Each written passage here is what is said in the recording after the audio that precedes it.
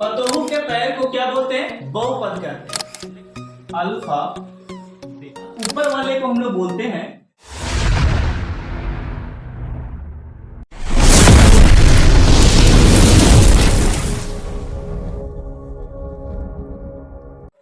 Hello दोस्तों, आज हम लोग इस वीडियो में स्टडी करेंगे चैप्टर नंबर 2 एनसीईआरटी का मैथ बहुपद दोस्तों, जिसे हम लोग इंग्लिश में पॉलिनोमियल्स कहते हैं।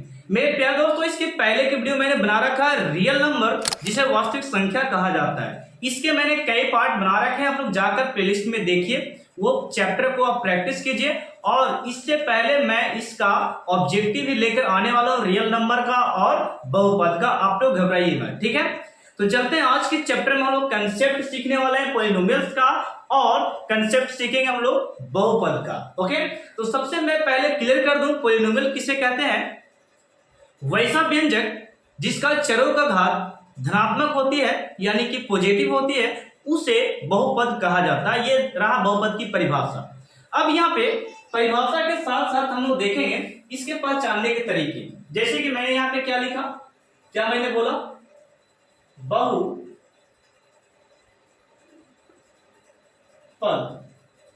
ये बहुपद है। तो बहुपद बोलते किसको है? देखिएगा, बहु यानी कि पतोहू और पद यानी कि पैर, यानी कि पतोहू के पैर को क्या बोलते हैं? बहुपद कहते हैं। नहीं दोस्तों, ऐसा कोई बात नहीं है, ऐसा हम लोग नहीं बोलेंगे। मैंने डिफिनेशन क्या दोहराया?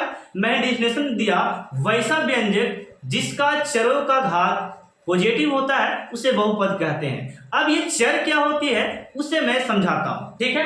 ये मैंने मजाक आपसे किया, थोड़ा चलता है। अब यहां पे देखिएगा, अब आपको मैं समझाता हूं थोड़ा सा चर के बारे में। चर जिसे हम लोग वेरिएबल कह सकते हैं, इसे हम लोग क्या बोलेंगे? वेरिएबल, ठीक है। तो ये वेरिएबल है क्या, उसे समझते हैं। जैसे कि मैंने यहां पे लिखा A B C D dot dot Z तक, तो इसे हम लोग बोलते हैं दोस्तों, इसे हम लोग बोलते हैं अल्फाबेट। अल्फाबेट ये हो गया आपका अक्षर, ठीक है। अक्षर है, अल्फाबेट ये हो गया, यानी कि अक्षर जो है इसे हम लोग एक अक्षर का नाम दिए, लेकिन इसी को मैथमेटिक्स रूप में हम लोग बोलते हैं क्या? चर, अर्थात क्या बोलते हैं? वेरिएबल कहते हैं। ओके, कोई दिक्कत है? तो अब यहाँ पे बोलता है कि सर, यहाँ पे मैं क्लियर कर देना चाहता हूं, एक और पद इसी से रिलेटेड है। जैसे कि इसका साथी है अक्षर, अक्षर इसे हम लोग बोलते हैं कांस्टेंट। ओके, अक्षर को क्या बोलते हैं? आप कांस्टेंट बोलते हैं। और अक्षर आपका लिख सकते हैं 1 2 3 4 डॉट डॉट etc, जितने भी नंबर है क्या हो गया? अक्षर हो गए, ठीक है। संख्या को हम लोग अक्षर कहते हैं, यानी कि ये जो है, ये जो नंबर मैंने लिखा ये आपका संख्या है। क्या है? संख्या, इसको नंबर कह सकते हैं। अर्थात इसको एक और नाम मैं देता हूं यहां पे, प्राकृतिक संख्या। प्राकृतिक संख्या जिसे आप नेचुरल नंबर कहते हैं, ठीक है। नेचुरल नंबर बोलिए या नंबर बोलिए, संख्या बोलिए, इसी को हम लोग कांस्टेंट कह रहे हैं। कांस्टेंट को ही हम लोग अक्षर कह रहे हैं। और अक्षर क्या है वो आप समझ चुके हैं, अक्षर किसे कहते हैं, ठीक है। तो संख्या को अक्षर कहा जाता है, जो कि आपके सामने मैंने दिया, और अक्षर को क्या बोलते हैं? चर बोलते हैं, जो कि आपके सामने दिया, जो अल्फाबेट आपके सामने है, ठीक है। तो अब इससे इसका रिलेशन क्या है बहुपद का, वो मैं समझाना चाहता हूं। जैसे कि मैंने यहां पे लिखा एक एग्जांपल, जैसे कि मैं लिखता हूं 4x। 4x यहां पे मैंने लिखा 4x और ये आपका स्क्वायर, ठीक है। तो एक ये बात और याद रखिएगा, यहां पे ये जो नंबर आपका है ये आपको अक्षर है। 4 क्या हो गया? अक्षर, अक्षर पद हो गया। लेकिन ये महाशय क्या है? ये है आपका चर, ये चर हो गया। ये अक्षर, तो ये क्या है? चर, अक्षर वाले को। लेकिन भाई साहब ऊपर वाले को हम लोग बोलते हैं घात। ओके, घात बोलते हैं, जिसे हम लोग इंग्लिश में पावर कहते हैं। ठीक है। तो ये पावर, ये घात, x पे पावर कितना है 2, और यहाँ पे किसी नंबर पे घात आपका रहता है 0, ये याद रखिए, ठीक है। कोई दिक्कत है, मैंने बता दिया। अब यहाँ पे ये क्या है 4x², तो 4x² एक बहुपद है। क्यों सर, क्यों मैंने डिफिनेशन दिया इस प्रकार, इसका डिफिनेशन मैंने दिया कि वैसा व्यंजक, तो ये व्यंजक का रूप है, यानी कि चर और अचर के रूप में रहेगा तो उसे आप व्यंजक कहिएगा, याद रखें। जैसे कि मैंने यहाँ पे इसी को एग्जाम्पल लेते हैं, चर और अचर के रूप में रहेगा तो उसे व्यंजक कहते हैं। और दोस्तों चर पे घात यदि पॉजिटिव आ जाए, प्लस में आ जाए, तो ऐसी स्थिति में हम लोग बोलेंगे ये क्या है, बहुपद है। ओके, कोई दिक्कत है आपको? जैसे कि मैं एक और एग्जांपल लेता हूं यहां पे 5y² 5y और प्लस में 1, यहां पे चर पे घात कितना 1 2 है और यहां पे 1 है, और ये अचर पे घात 0 है। तो यहां पे चर पे घात अगर 0 हो गया तो इसे आप बोलेगा कि ये बहुपद है। क्या है, बहुपद ये कहलाता है। क्या कहलाता है, बहुपद। इसी प्रकार आपको इसे इस प्रकार प्रश्न दे देगा 1/2x² प्लस 1, तो चर पे केवल घात देखना है, तो चर पे घात 2 है यहाँ पे पावर में, तो ये प्लस में, तो ये हो गया बहुपद। इसी प्रकार और एग्जांपल लेता हूं 2/3 a पर पावर q, और ये हो गया 6। तो ऐसे रूप में जब आएगा a पर q रहे, आपको पावर ध्यान रखना, पावर यानी कि घात ये प्लस में है, ये प्लस में है, ये प्लस में है, तो ऐसे को हम लोग बोलेंगे ये क्या हो गया, बहुपद। अब एक रूप में और रहेगा बहुपद, किसको नहीं बोलेंगे सर, तो बहुपद देखो इसको नहीं बोल सकते, ऐसे देखिए ये बहुपद। अचर यदि रूट में रहता है, अचर यदि रूट में रहता है तो आप इसे बहुपद नहीं बोलिएगा, ठीक है। तो इसे हम लोग बहुपद नहीं कहेंगे। कोई दिक्कत है, अचर वाले जो रूट में रहेगा तो उसे बहुपद नहीं बोलेंगे, ठीक है। तो ये बहुपद और बहुपद ना पहचाने का तरीका था जो कि मैंने बता दिया, ठीक है। और बाकी जो ऑब्जेक्टिव में आएगा आपका कंसेप्ट वो मैं क्लियर करने वाला हूं। ये बेसिकली बातें आप उतार सकते हैं, मैं इसे इरेज कर रहा हूं, ठीक है। हो गया। अब यहाँ पे इरेज में इसे कर देता हूं। नेक्स्ट स्लाइड में आपको मैं दिखाता हूं क्या दिक्कतें आने वाली है। चलिए बताएं। अब यहां पे मैं यहां पे लिखता हूं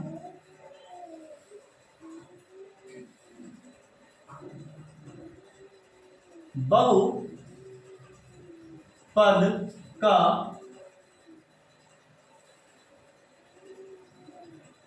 वर्गीकरण। बहुपद का वर्गीकरण दोस्तों, जिसे हम लोग वर्गीकरण का मतलब होता है बंटवारा, क्लासिफिकेशन ऑफ पॉलिनोमियल्स। अब यहाँ पे इसको दो भागों में डिवाइड करते हैं, देखिएगा। फर्स्ट वन इज, यहां पे देखिए फर्स्ट इसका पद के आधार पर, पद के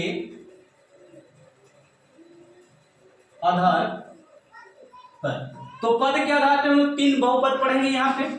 फर्स्ट आपका होगा एक पदी बहुपद, एक पदी बहुपद। सेकंड में आपका होगा द्विपदी बहुपद, और थर्ड आपका होगा त्रिपदी बहुपद। ओके। अब यहां पे इसके एग्जांपल भी देख लीजिए, सटेला लगे हाथ, तो ये x² एक पद में है तो एक पदी हो गया। अगर 4 भी रहे अकेला तो भी ये एक पद में हो गया।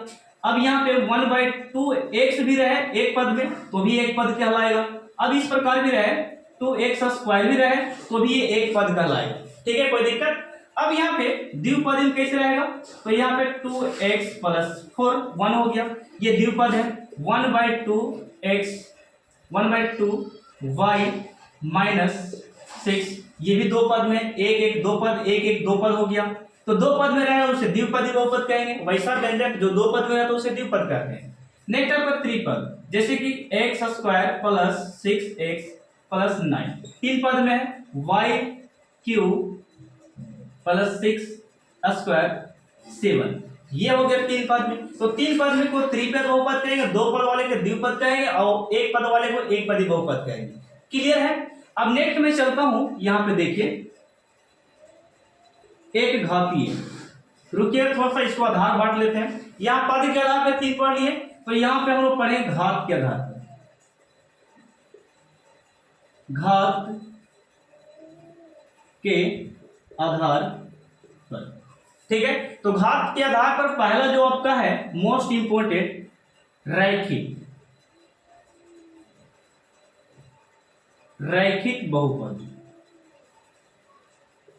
रैखिक का एक और नाम है बहुत प्यारा, एक घातीय, एक घातीय बहुपद। ओके, एक घातीय बहुपद, रैखिक बहुपद या एक घातीय बहुपद बोल सकते हैं। इसका व्यापक रूप सबसे पहले देखेंगे। इसका व्यापक रूप ax प्लस b, ये है इसका व्यापक रूप। व्यापक बोल सकते हैं या सामान्य बोल सकते हैं, ये 1 नंबर का पूछता है, या सामान्य रूप। ठीक है, व्यापक रूप या सामान्य रूप, ये रैखिक का व्यापक और सामान्य रूप हो गया, जो कि 1 नंबर का ऑब्जेक्टिव पूछेगा। ठीक है, तो ये हो गया आपका रैखिक बहुपद का व्यापक। अब इसके एग्जाम्पल भी आप यहाँ पे लगे हाथ बना लीजिए। जैसे एक घात होना चाहिए, जैसे कि मैंने लिखा 2x प्लस 1, ये 2 पद में हो गया। यहाँ पे घात देखिए चर पर 1 है, तो ये हो गया एक घातीय बहुपद। ये पहला एग्जाम्पल। इसी प्रकार आप दूसरा एग्जाम्पल देख सकते हैं, 1/4 y का पावर 1 हो गया, और यहाँ पे 6 पावर देखना है चर पे, तो चर पे कितना है घात, यहाँ पे 1 है, तो ये हो गया एक घातीय। तीसरा एग्जाम्पल आप देख सकते हैं, y प्लस 1, यहाँ घात देखिएगा, तो यहाँ घात कितना है 1, तो यहाँ घात 1 है, तो ये हो गया एक घातीय बहुपद। तो एक घातीय बहुपद का तरीका ये था। अकेला भी रह सकता है, कोई जरूरत नहीं है, यानी कि पावर यहाँ पे क्या आ गया, यहाँ पे 6x, तो ये हो गया 6x क्या है, एक घातीय है, x पर कितना 1 है। तो इस रूप में जब रहेगा तो इसको हम लोग बोलेंगे रैखिक, या क्या बोलना है, एक घात। कोई दिक्कत है आपको? इसे मैं इरेज कर रहा हूं, आप लोग स्क्रीनशॉट ले सकते हैं। द्विघात मैं बताता हूं, ठीक है। चलिए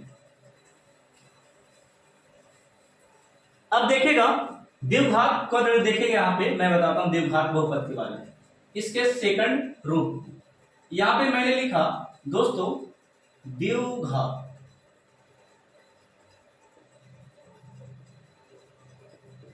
द्विघात वैसा बहुपद जिसके घात 2 होते हैं उसे द्विघात बहुपद कहते हैं, यानी कि 2 घात वाले के द्विघात बहुपद कहते हैं और एक घात वाले को एक घातीय बहुपद कहते हैं। ओके, डिफिनेशन क्लियर हुआ। नेक्स्ट हम इसके एग्जांपल की ओर सबसे पहले व्यापक रूप इसका जानते हैं। इसका व्यापक रूप मोस्ट इंपोर्टेंट एग्जाम के लिए, व्यापक रूप या सामान्य रूप। ओके, व्यापक या सामान्य रूप की बात करें तो इसका व्यापक रूप होता है ax² प्लस bx और प्लस 6 बराबर 0। ये इसका व्यापक रूप हो गया। ओके, एग्जाम्पल समझिएगा दोस्तों। एग्जाम्पल है 2x² प्लस 6x प्लस 7, ये हो गया बहुपद। ठीक है, बहुपद के एग्जाम्पल, द्विघात का एग्जाम्पल। इसी प्रकार आप लिख सकते हैं 6x² प्लस 7 बराबर 0, ये हो गया द्विघात का एग्जाम्पल।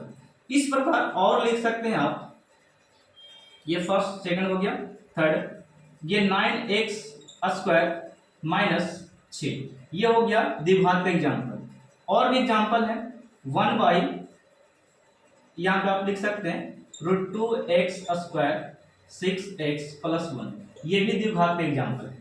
ये द्विघात के एग्जाम्पल थे जो कि मैंने बताया, और ये व्यापक या सामान्य रूप है जो कि आपको याद रखना है। ठीक है, और मैं आपको यहाँ पे त्रिघात के बारे में समझाने जा रहा हूं। देखिएगा त्रिघात के बारे में। ठीक है, त्रिघात हम लोग यहां पे लिखेंगे त्रिघात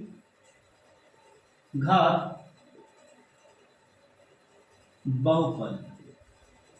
ओके, त्रिघात बहुपद या त्रिघातीय बहुपद बोल सकते हैं, इसमें कोई दिक्कत नहीं है। ठीक है, तो 3 घात वाले बहुपद को त्रिघात बहुपद कहते हैं, या वैसा व्यंजक जिसके घात चरों के घात क्या होते हैं, 3 घात होते हैं, उसे हम त्रिघातीय बहुपद कहते हैं। ओके, तो अब यहां पे इसका व्यापक रूप के बारे में सबसे पहले जिक्र करेंगे। व्यापक रूप, व्यापक रूप, या इसी को हम लोग क्या बोल रहे हैं, सामान्य,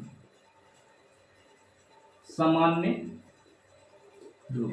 ये एक नंबर में पूछता है ना, इसलिए आपको मैं इतना अच्छे से बता रहा हूं, ठीक है। यहां पे देखें, ax³ plus bx² plus cx plus d equal to 0, ये हो गया व्यापक रूप त्रिघात का, ठीक है।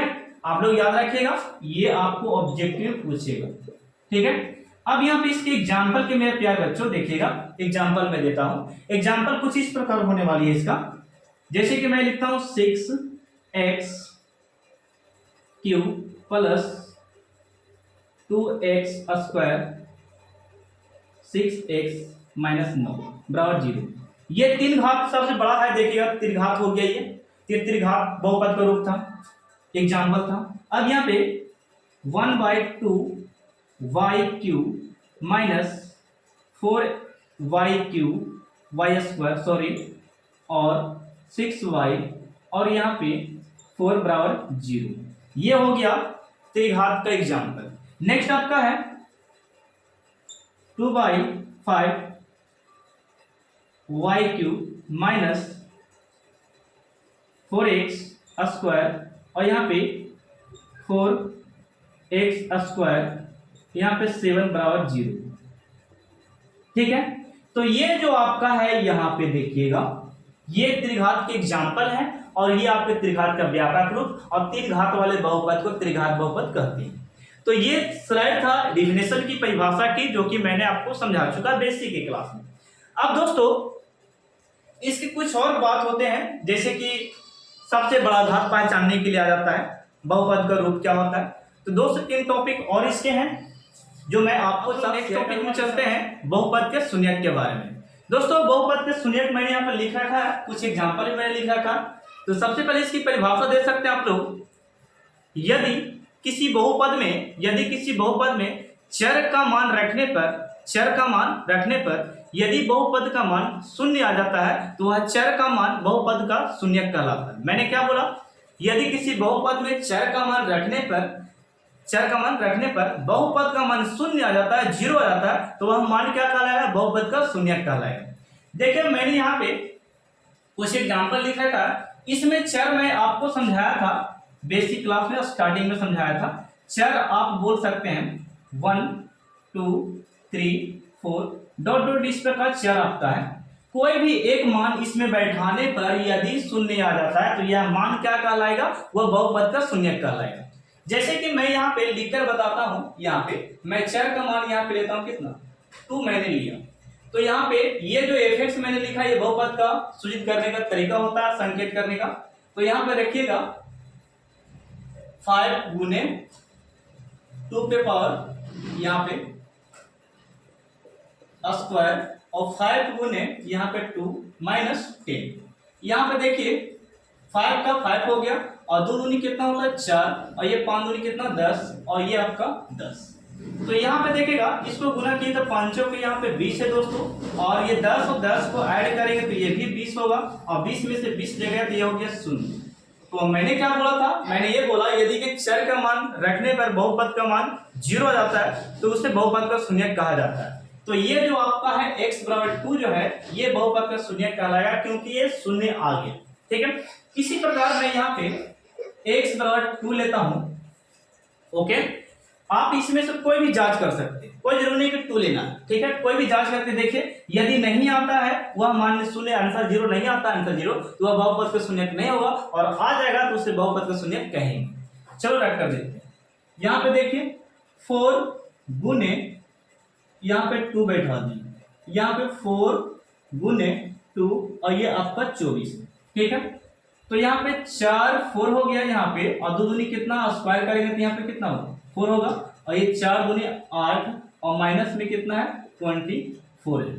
तो ये 4 के 16 और ये प्लस में 8 और ये हो गया 24, ठीक है। ये प्लस में है ये दोस्तों 16 और 8, तो ये हो गया आपका 24 और ये आपका 24 पहले से था तो ये आ गया 0, यानी कि फिर हम लोग इसको बोल सकते हैं ये बहुपद का शून्यक कहलाता है, ठीक है। क्योंकि आंसर मेरा क्या आ गया, इसको रखने पर 0 आ गया तो इसे हम लोग बहुपद का शून्यक बोलेंगे 2, ठीक है। और आप जांच करके देख सकते हैं आपके एग्जाम्पल के उसमें, ठीक है।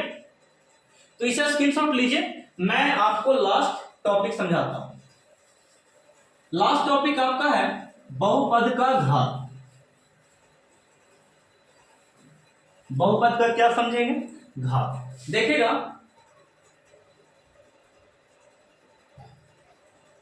बहुपद का घात दोस्तों, तो बहुपद का घात किसको बोलते हैं? वो किसी बहुपद में सबसे बड़े घात को बहुपद का घात कहा जाता है। मैंने क्या बोला? किसी बहुपद में सबसे बड़े घात को बहुपद का घात कहा जाता है। एग्जाम्पल चलते हैं, देखिए एग्जाम्पल मैंने लिया 6x क्यूब, या मैंने 5 लिया, ठीक है, प्लस 6x² 2x क्यूब और प्लस 1। इसमें से आपको आंसर देना है सबसे बड़ा घात। तो सबसे बड़ा घात इसमें आपको दिख रहा होगा, 4 पे घात कितना सबसे बड़ा? 5। तो ये हम लोग बोलेंगे ये जो आंसर है बहुपद का घात होगा, ठीक है। और एग्जांपल ले सकते हैं आप यहां पे 7y 4 6y cube minus 2y² और ये हो गया 1, ठीक है। अब यहाँ पे आप इसको बताइएगा इसमें सबसे बड़ा घात कौन है? तो सबसे बड़ा घात यहाँ पे देख सकते हैं आप, सबसे बड़ा घात 4 है, तो ये बहुपद का घात हो गया। अब मैं थोड़ा सा और उल्टा लेता हूं एग्जांपल, जरा देखिएगा। मैंने लिखा 2x 6x² माइनस 5x और ये -2। इसमें से आप बताइए कि इसमें से आपका बहुपद का घात कौन कहलाएगा? तो दिक्कत नहीं लेने की बात है, ये वाला गुना इससे करेंगे, ये वाला गुना इससे, ये वाला गुना इससे करके सबसे पहले देखेंगे, ठीक है। तो गुना करते हैं, 6 दूनी कितना होता है? 12x, 12 हो गया, 6 दूनी 12, और यहाँ पे पावर 1, यहाँ पे 2, तो पावर जुटेगा तो यहाँ पे x पावर कितना हो गया? 3, और ये 5 दूनी कितना हो गया? 10, और यहाँ पे पावर 1 है, यहाँ पे पावर 1 है, तो ये पावर कितना हो गया? 2 जुटकर हो गया, और ये 2 दूनी कितना हो गया? 4, 2 40। अब बताइए इसमें से पावर देकर बताइए, इसको देकर मत, इसको देकर बताइए सबसे बड़ा घात कौन है? तो सबसे बड़ा घात मेरा यहाँ पे है, लिख सकता हूं, हम लोग यहाँ पे लिख सकते हैं सबसे बड़ा घात कितना है? 3। ये हो गया मेरा आंसर। आप लोग को समझ में आ गया होगा बहुपद का घात किसको बोलते हैं, ठीक है। तो आप इस प्रकार ऑब्जेक्टिव में समझिए, इसको बताना बहुत जरूरी था, ऑब्जेक्टिव में पूछा जाता है। तो दोस्तों ये वीडियो काफी 20 से एवं मिनट का हो गया है। मैं आपको नेक्स्ट पार्ट में इसके फॉर्मूले के कंसेप्ट देने वाला हूं। नेक्स्ट इसका बेसिक 2 आने वाला है, बेसिक 2 आएगा, जिसमें आप समझेंगे महत्वपूर्ण प्रक्रियाओं के बारे में, इससे फॉर्मूले के बारे में। तब तक इसको नोट्स कीजिए, आप प्रैक्टिस कीजिए, बेसिक क्लास को किस प्रकार मैंने आपको कंसेप्ट दिया उससे आप रिवाइज कीजिए, ठीक है। नेक्स्ट वीडियो मैं लेकर आने वाला हूं पार्ट 2 में, इसके और फॉर्मूले को आप लोग तब तक के लिए वेट कीजिए, इसे रिवाइज कीजिए और इसे शेयर जरूर कीजिए वीडियो को।